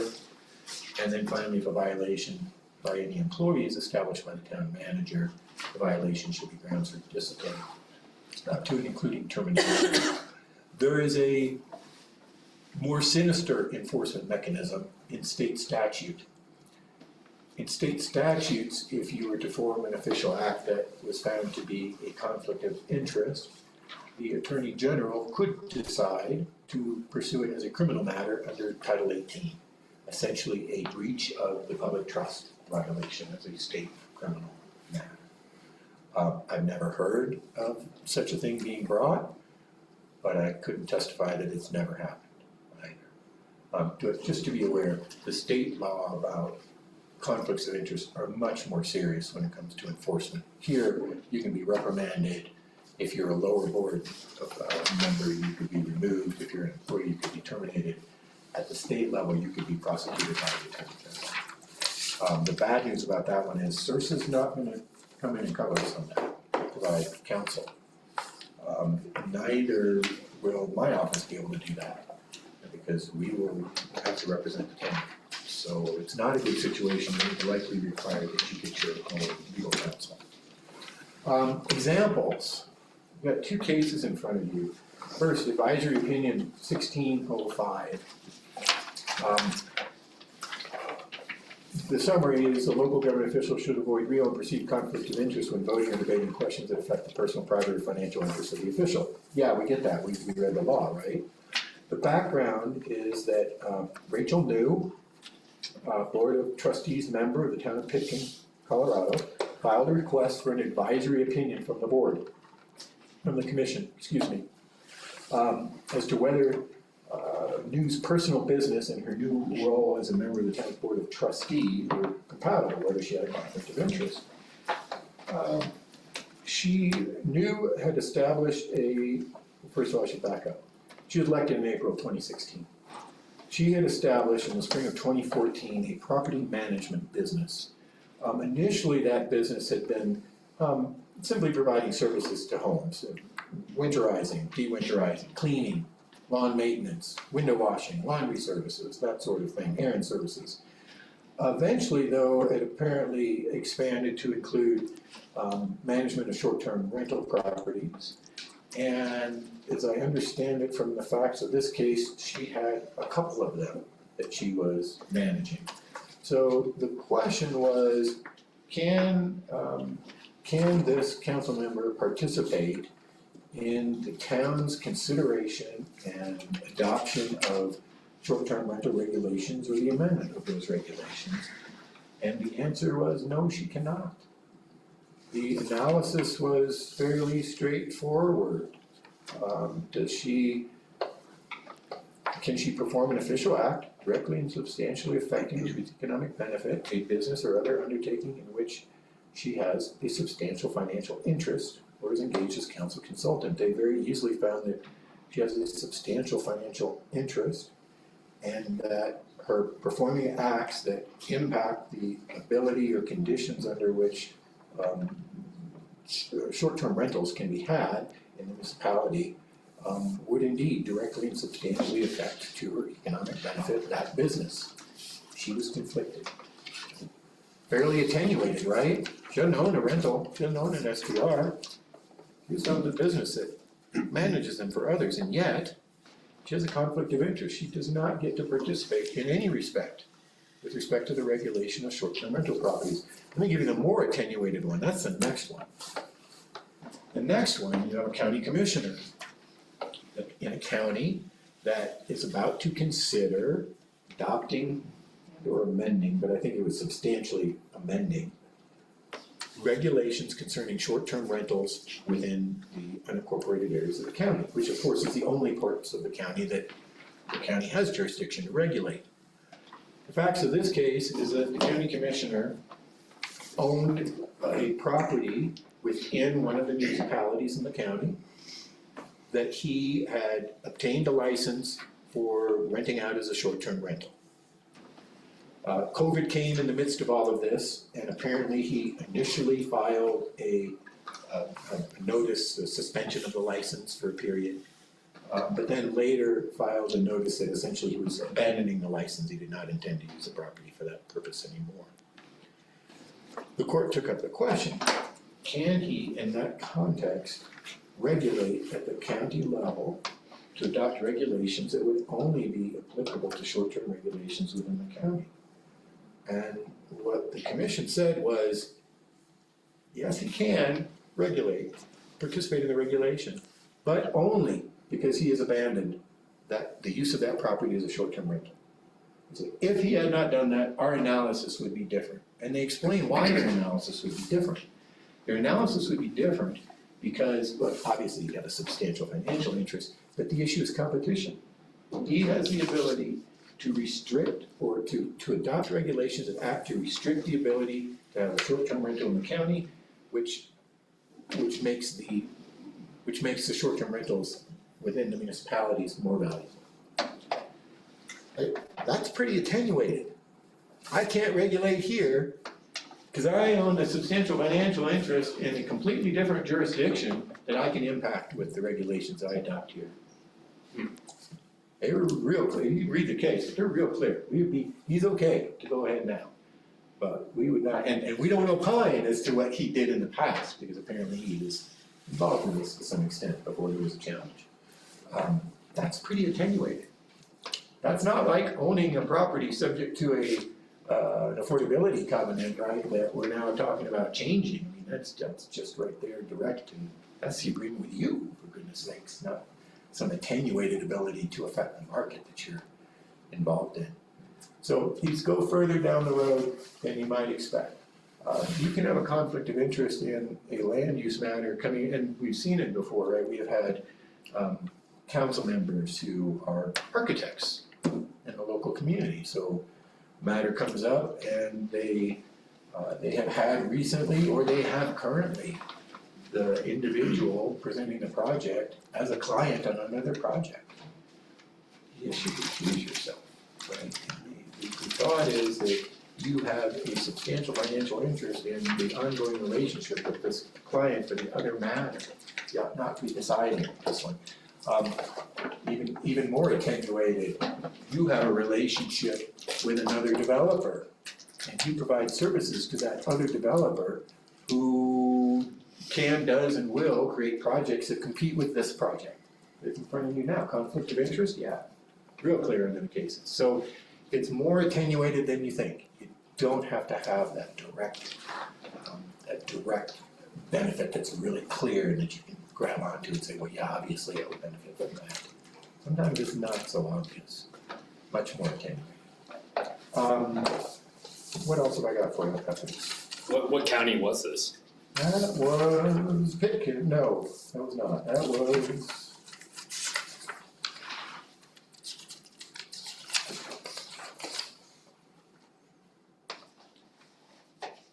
You know what, they didn't tell us.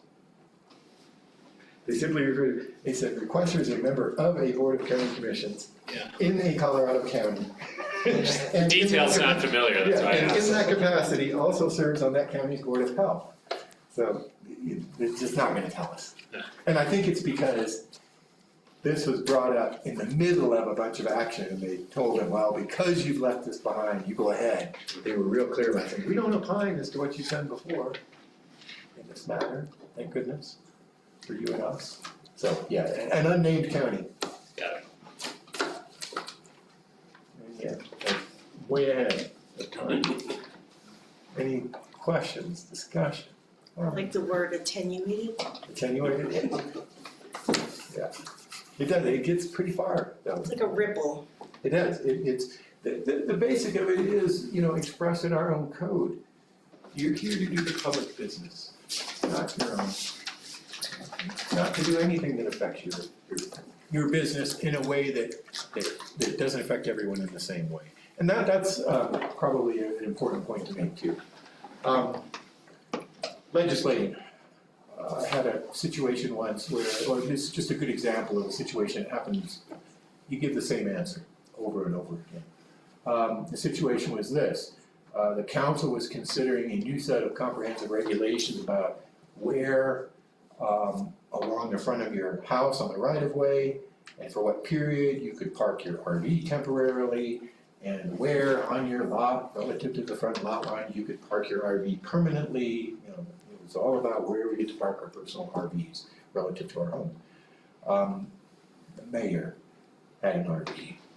And in fact, the mayor had been known to come to council or to say to council, we have this really crummy system in our code under which you can only obtain a permit to put an RV in front of your house for like 24 hours. So that's not enough time to pack it up, and that's not enough time to pack it down for, blah, blah, blah. He's kind of always on council about this as a little pet issue. Council decides to take it up. Does he have a conflict of interest? He has an RV. Yeah, we decided not, because there wasn't anything for him, he wasn't gonna do anything that didn't affect everybody in the municipality in the same way. There's nothing personal to him here. He was making a general, so if he owned a Ferrari, does he need to avoid speed regulations? You get my point, right? You don't have a conflict of interest based on an interest that you have that is shared by the community as a whole, that isn't unique to you, right? Ownership of a business, unique to you. Ownership of a home under a covenant, unique to you. Regulation of where you or anybody else can put their RVs is not unique to you, even if you happen to own an RV. So you've always got to find that distinction. Is this really something that's affecting me individually, or is this just affecting me in the same way that affects everyone else? I just happen to be really interested because I have an RV. That's not a conflict of interest. But if he had, let's say, owned a storage parking lot where he could change the RV lot. There you go, exactly. That is exactly right. He owns an RV storage facility, Yeah. and now he's gonna shut down all of the ability of the town to park their RVs on their own lots. Exactly. Here's one, hypothetical. I like that. I'm gonna use that going forward to add on my little RV example. So say someone just got elected to council, who, this has not happened, but they had a property management company or they owned short-term rentals. Does that mean they could not, they would have to recuse from any discussion to changing regulation on short-term rentals? I believe they would. Yeah. As supported by the Ethics Commission, but also that would be my analysis of it, just based on the facts you described. Just wanted to be clear. Yeah. Yeah. Is the takeaway tonight sort of when in doubt, talk to Tom? Yeah. Yeah. And I will quickly. Yeah.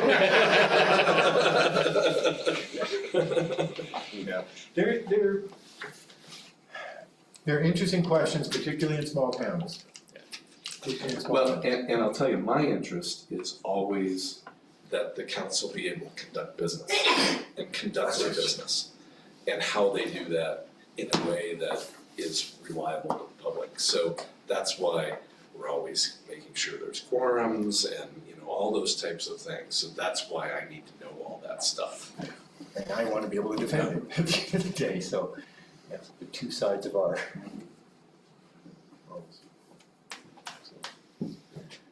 Happy to answer any questions, and if this gives rise to personal matters that you want to discuss personally, Tom has my cell phone number if you don't have it already. I'm here to do it. Thanks, Dad. Yeah, thank you. Everyone good? It's always good to get it. I think it's better every time. I try and hold it. Your witty anecdotes keep evolving. Exactly, I'm using that one though, that's awesome. Contrast, he owns an RV parking facility, that's great. That's great. Cool, so we're on break till 7. Alright. Dinner is set up. Not this week, ready to go to dinner.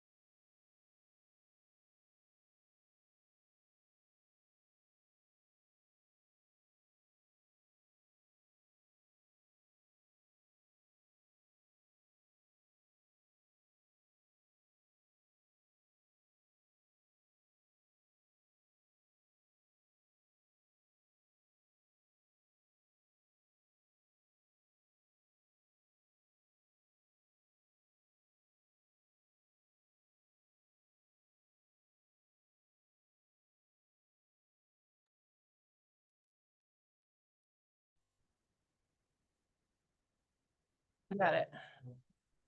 Rubbing it in. Sure. At the end of this month? There was a bunch of them here this weekend. Yeah. I saw like 20 of them, like 2 different packs of 10 riding around the county. Yeah.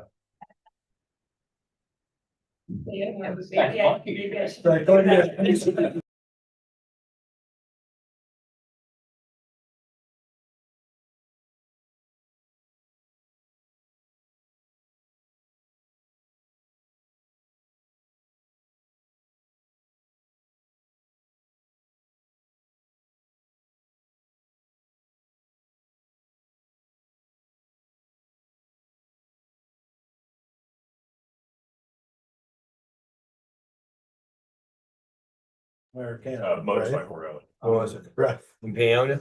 Just gonna go alone and. The Denver Club, they call it Top of the Rockies. You camp out in the town square. McLaurin's It's really chill. It's really chill. Yeah, that, I. Florida It was the delay. series. Crest View. An extra bike if you would go there. But it's not that bad. Love that. I did it on like 100 Get out. miles today. It's like 2 miles from the top. 140 mile day. Fully cramped, so it was like a lot longer. from here. I did if you want. Gunnison to Crystal. with the I got no problem parking. I mean- I just have things I do It's here. cool, it's great. Some of the I mean, I'm biggest pretty flexible. in the world. We could also, Rick, are you taking a town car down? I would thought that far ahead. I haven't either. I would think so. We could certainly jump with people in that. We'll talk. Yeah. All staying in the same spot. Yeah, so that might be fun. That'd be cool. Dave a little. Cool. So 7 o'clock, we'll go ahead and get the regular meeting, the Frisco Town Council for June 9th. Call to order. And with that, let's have a roll call, please. Rick Inkin. Here. Skipjack Adrian. Here. Allen. Here. Goldstein. Held. Here. Hirsch. Here. And Kibbe. Here. Great. Thank you, Anna. With that, we'll move into public comments. Public comment is reserved for items not slated for a public hearing on the meeting's agenda. If you plan to comment on an item already slated for a public hearing later on the meeting's agenda, please wait until that item is announced and public comment is requested at that time. State your name and address for the record and limit comments to 3 minutes or less. No council action is taken on public comments. Like council meetings, council takes public comments under advisement, and if a council and or staff response is deemed necessary or appropriate, the individual making the comment will receive a formal response from the town at a later date. Be sure to sign in at the welcome table at each meeting. If providing in-person public comment, include contact information for follow-up communication. With that, do we have any public comment in chambers or online? We do have one online, sir. Great, thank you. Alex, if you'd like to unmute.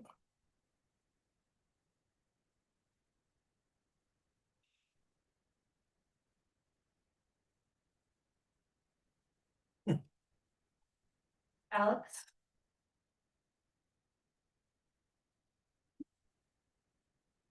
Alex, if you'd like to unmute, are you able to? You might have to press the ask to unmute. Oh, There he is. there we go. Okay, So I'm a Luddite when it comes to technology. Is that working? Can you guys hear me? we can hear you. Talk loud. All right. Hi, great. Yeah, just calling in from work real quick. First of all, great job to all the town staff putting the parklets out. They look great. Thanks for that. But I wanted to just ask council maybe to consider, Alex Beach, 951 Lake Point Drive. I wanted to see if council would consider maybe suspending the paid parking at the marina this summer.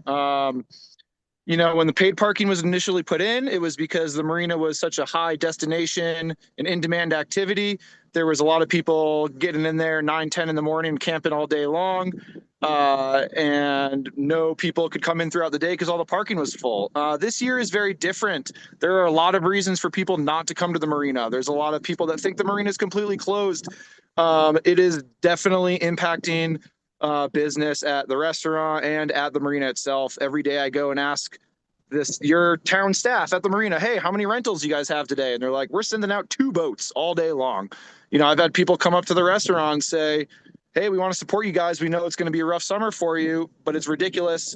You know, I just parked and walked up here to say, hey, and the guy immediately put a parking ticket on my thing because there's 2 cars in the parking lot and he's just standing there waiting for people. You know, I think having paid parking at the marina this summer doesn't make any sense. It's another variable and another obstacle for people who are trying to come and frequent the marina itself and the restaurant. And it just doesn't seem necessary. It's not the real purpose why we had paid parking in the first place in the marina. So just something to consider as we're facing a really tough summer down there. So thank you guys for your time. Great. Thanks, Alex. Thank you, Mr. Beach.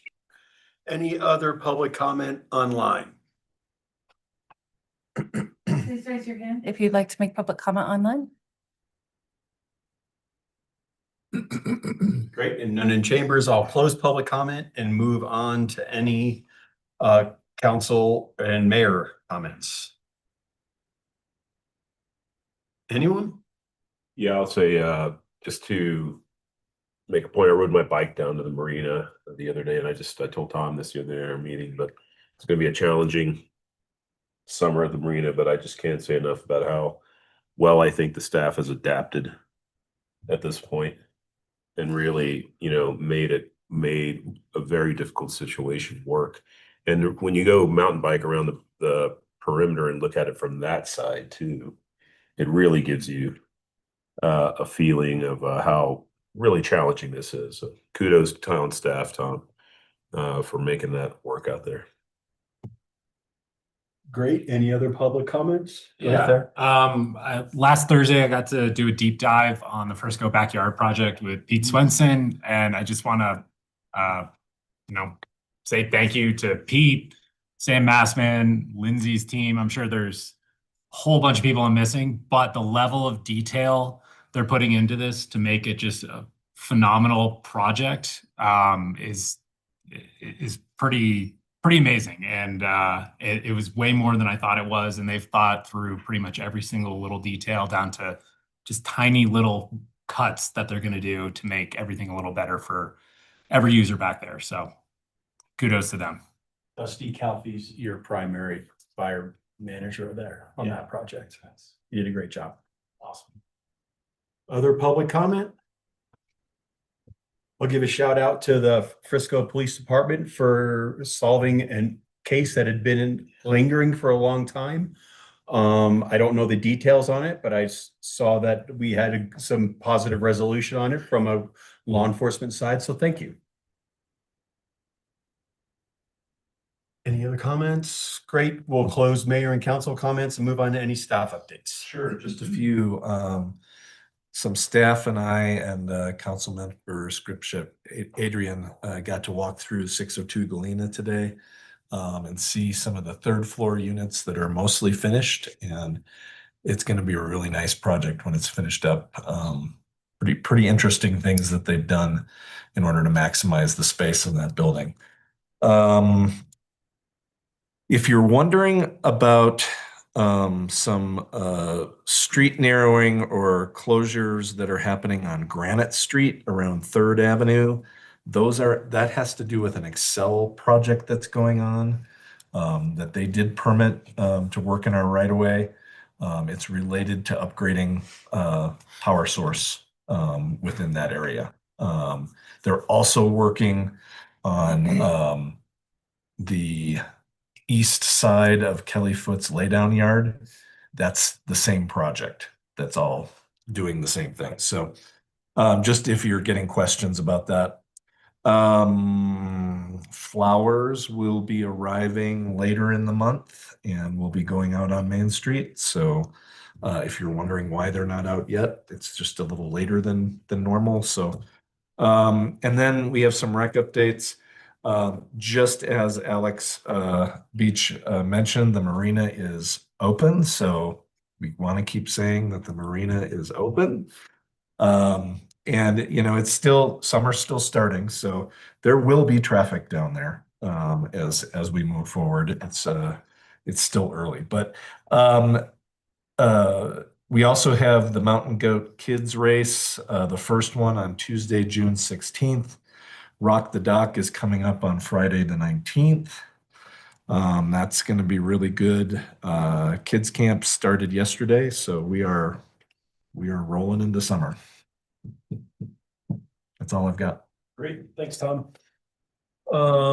With that, we'll close staff updates and move on to consent agenda. I'm not aware of any changes to the consent agenda, so I'll open it up to council for discussion or a motion. Mr. Mayor, I move to approve the consent agenda. Second. We have a motion to approve tonight's consent agenda in a motion. Please call the question. Held, Yes. Skipcheck Adrian, Yes. Hirsch, Yes. Incan, Yes. Allen, Yes. Kitty, Yes. and Goldstein. Yes. Great, thanks, Anna. With that, our new business agenda item number 1 is infrastructure right-of-way license agreement for 101 West Main Street. Approval, and is that going to be you, Thad? I think it's me, Mr. Yeah. Mayor. Yeah, thank you. Again, you've got a staff memo, or should have a staff memo in your packet. Has my name on it, but it was very excellently drafted once again by James Gorham. It goes through in great detail what the subordination agreement does.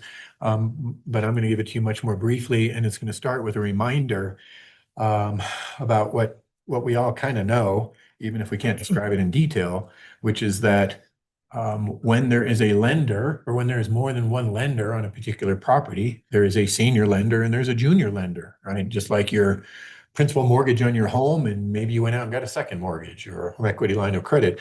The point is, when it comes to lending and securing that lending with property, first in time is first in right, right? The senior lender, if the senior lender was to foreclose its interests, all of the junior lenders have the choice of either seeing their interest extinguished, they just go away, or in redeeming the senior lender, right? Paying off that senior loan to preserve their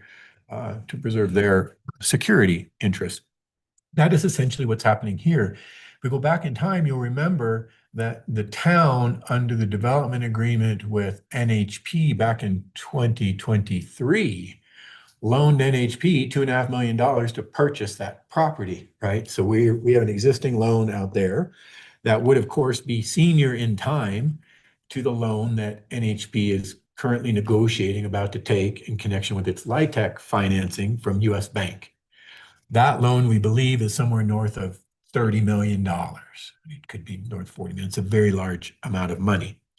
Our existing loan is about 2.5 million, and we anticipate making another gap loan, which the council has already approved by prior resolution, about the same amount. So we'll be into this for about $5 million at the end of the day. The US Bank is not willing to lend without them being in the first and senior position, and that's what this agreement does. It agrees that the town's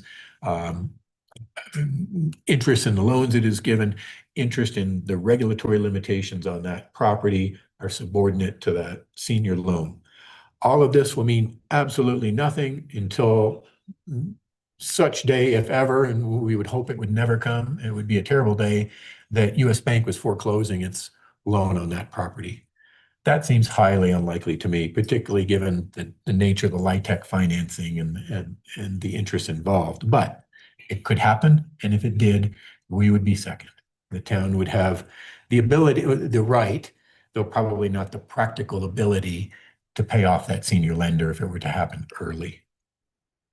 But so we're all eyes wide open. But the bottom line is, this is nothing unusual in this kind of a deal. It's, you would expect that the person with $30 million in the deal would be senior to the folks with $5 million in the deal. And with that, I'm happy to answer any questions. Questions for Thad? All right. There will be more of these, by the way. This is one lender. There's going to be, there's a savings and loan called Cedar Rapids. And there's going to be another a loan from them, so there'll be a subordination on that. There'll be both a construction loan and a permanent financing loan, so there'll be two subordinations. Coming to a special meeting near you soon. So then we'll be at the bottom. Yeah, we'll be at the bottom. Yeah, we are the least of the lenders. Yeah. Yeah, I think we're the We only own the other. land. Yeah. I think we do own the land. I think we're the only other lenders. US Bank, the Cedar Rapids, and then us. Yeah.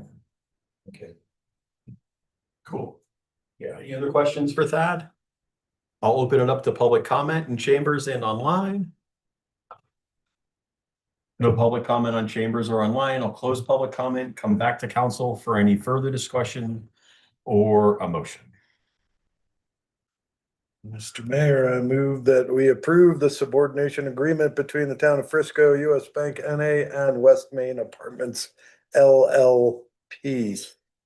Or is it LLLP? Limited liability, limited partnership. Second.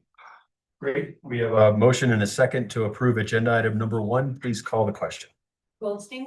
Yes. Held? Yes. Skipjack Adrian? Yes. Hirsch? Yes. Incan? Yes. Allen? Yes. And Kibbe? Yes. Great. Thanks, Anna. We'll close new business and move into old business. Agenda item number 1 on old business is a second reading of ordinance 26-16, an ordinance approving an amended and restated 101 West Main ground lease agreement between the town of Frisco and the West Main Apartment LLLP for property located at 101 West Main Street for the purpose of an affordable housing development. And with that, I think we're back to Thad. It's me again. Thank you. This was approved, on first reading without amendment or changes. Again, there is now and was then a very detailed memo in the council packet concerning this amended and restated lease agreement, but the essence of it is twofold. Again, it's being driven by the principal financier lending money for that project. That principal financier is being made a beneficiary of the lease agreement.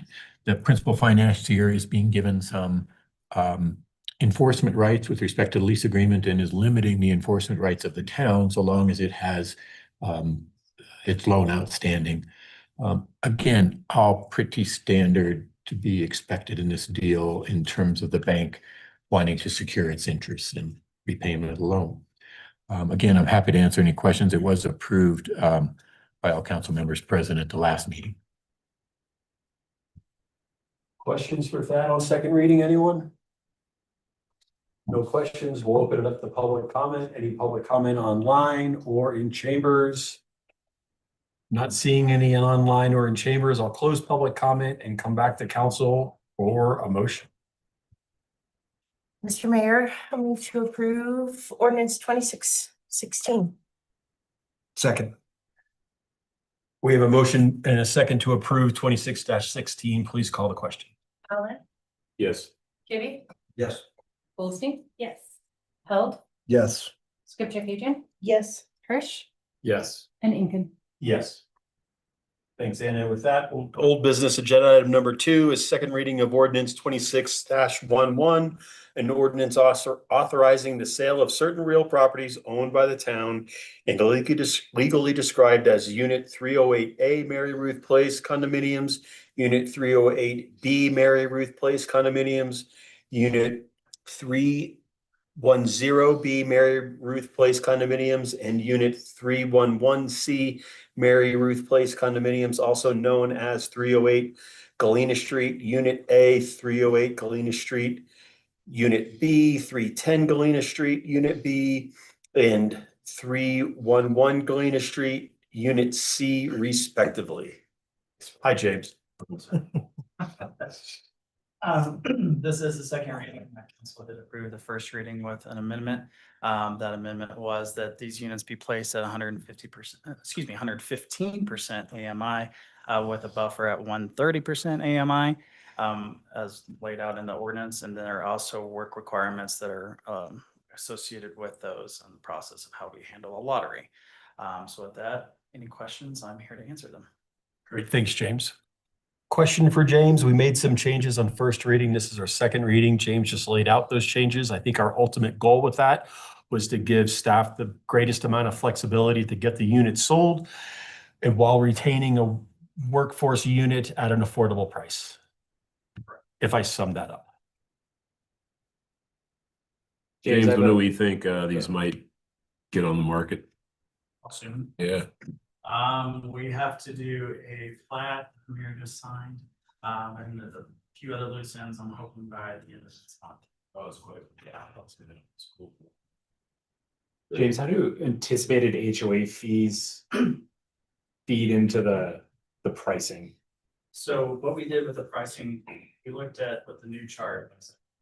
26. So our pricing for these, first we're looking at what the overall number is that we're needing for the town budget, right?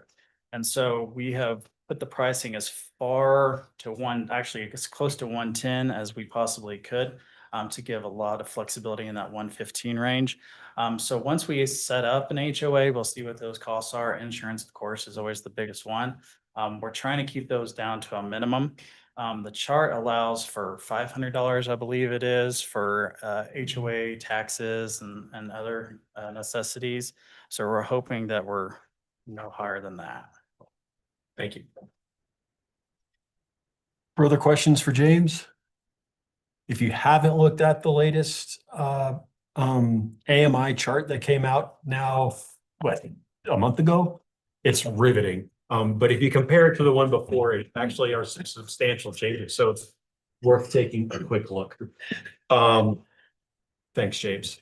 Open it up to public comment. Any public comment online or in chambers? Not seeing any. No public comment. I'll bring it back to council for a motion. Mr. Mayor, I move to approve ordinance 2611. A second. Great. We have a motion and a second to approve ordinance 26-11. Please call the question. Kibbe, Yes. Goldstein, Yes. Hall, Yes. Skipjack Adrian, Yes. Hirsch, Yes. Hinkin, Yes. and Ellen. Yes. Great. Thank you, Anna. We don't have any other items on this evening's agenda. With that, I would entertain a motion to adjourn. Mr. Mayor, I move that we adjourn. We have a motion to adjourn. All those in favor? Aye. We're adjourned. Thanks. Thank you. All righty then. Not quite the. 7:20 is But. early enough to hit the bump.